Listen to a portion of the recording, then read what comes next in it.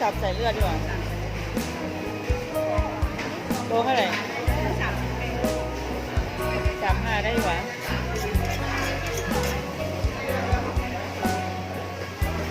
มาอยู่ดี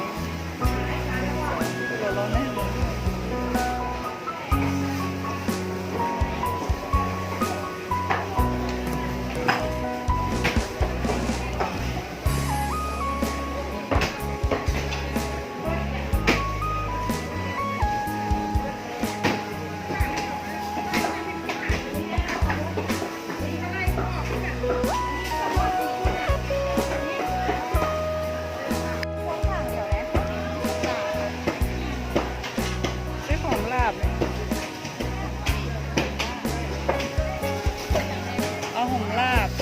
2,000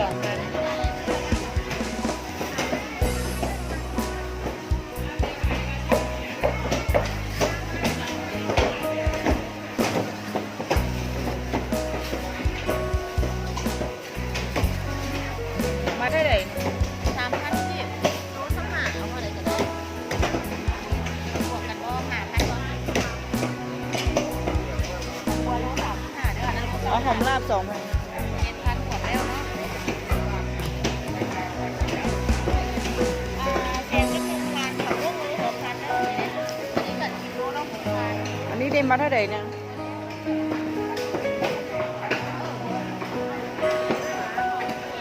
เอาตัวนี้เลย9,000เนาะ